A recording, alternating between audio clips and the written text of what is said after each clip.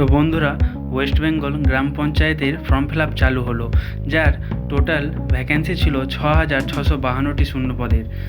আজকে আমরা দেখব ওয়েস্ট বেঙ্গল গ্রাম পঞ্চায়েতের ফর্ম ফিল আপ কীভাবে তোমরা আবেদন করবে। ওয়েস্ট বেঙ্গল গ্রাম পঞ্চায়েতের ফর্ম ফিল আপ কিন্তু লোকসভা ভোটের মুখে রাজ্যের তৃতীয় স্তরীয় পঞ্চায়েতের বিপুল নিয়োগের কথা ঘোষণা করেছিল নবান্ন। ওয়েস্ট বেঙ্গল টেস্ট গভর্নমেন্ট 6,652টি ভ্যাকেন্সি গ্রাম পঞ্চায়েতের সমিতি এবং জেলা পরিষদের কর্মী নিয়োগের কথা চলছে।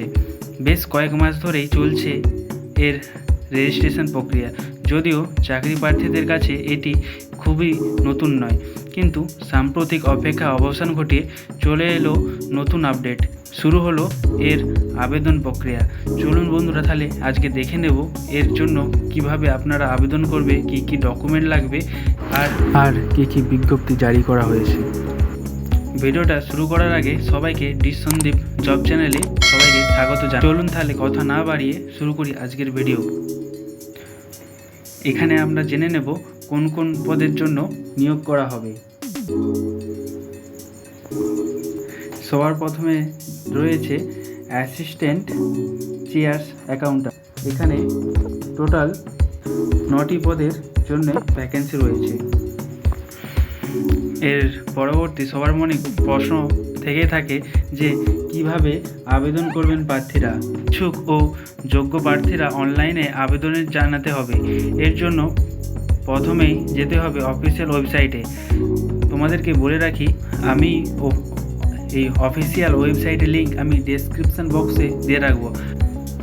আর বন্ধুরা, তোমরা অবশ্যই আবেদন করার আগে অফিসিয়াল নোটিশটি তোমরা দেখে নেবে, যার লিঙ্কটি আমি ডেসক্রিপশন বক্সে দিয়ে রাখবো। ওখান থেকে তোমরা ডাউনলোড করে অফিসিয়াল নোটিশটা তোমরা দেখতে পাবে। আর দ্বিতীয় যে পদ্ধতিটা উল্লেখ করা হয়েছে সেটি হলো, যদি আপনি এখনও রেজিস্ট্রেশন না করে থাকেন, তাহলে তাদের অবশ্যই প্রথমে রেজিস্ট্রেশন প্রক্রিয়াটা সম্পন্ন করতে হবে। এরপর আবেদনকারী সঠিক তথ্য দিয়ে আবেদনের ফর্মটি পূরণ করতে হবে। একাডেমিক তথ্য এবং ব্যক্তিগত তথ্য দিয়ে আবেদন ফর্মটি পূরণ করতে হবে। এর চতুর্থ যেটি বলা হয়েছে, প্রয়োজনীয় ডকুমেন্ট আপডেট করতে হবে, সবশেষে সাবমিট করে দিতে হবে।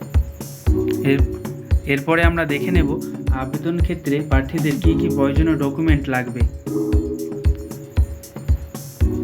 তোমরা অবশ্যই জানো, আবেদন করতে গেলে সবার প্রথমে যেটা লাগে শিক্ষাগত যোগ্যতা ও প্রমাণপত্র। এছাড়া অভিজ্ঞতার প্রমাণপত্র, আইডেন্টি প্রুফ যেমন আধার কার্ড, ভোটার কার্ড বা প্যান কার্ড, বার্থ সার্টিফিকেট অথবা মাধ্যমিকের বোর্ড সার্টিফিকেট। তোমাদের সকলের মনে এই প্রশ্নটি অবশ্যই ঘোরাঘুরি করছে যে তোমরা একসঙ্গে কটি পোস্টে আবেদন করা হবে। এখানে কিন্তু বলা হয়েছে যে চাকরি প্রার্থীরা 19টি পদের মধ্যে যে কোনো পোস্টের জন্য আবেদন করতে পারবেন। রেজিস্ট্রেশন ভুল হলে কি করবে? রেজিস্ট্রেশন এখনও না করে থাকলে অবশ্যই মনোযোগ সহকারে কাজ করবেন, পরে কারেকশান করার সুযোগ পাওয়া যাবে না। এটা কিন্তু খুবই গুরুত্বপূর্ণ বন্ধুরা, মনে করে খুবই সাবধানে এই ফর্মটি ফিল আপ করবে, কারণ এখানে বলা হয়েছে কারেকশান করার সুযোগ কিন্তু তোমরা দ্বিতীয়বার পাবে না। এরপর তোমাদের মনে আরও একটি প্রশ্ন জাগতে পারে যে পরীক্ষা সেন্টার তোমাদের কোথায় হবে।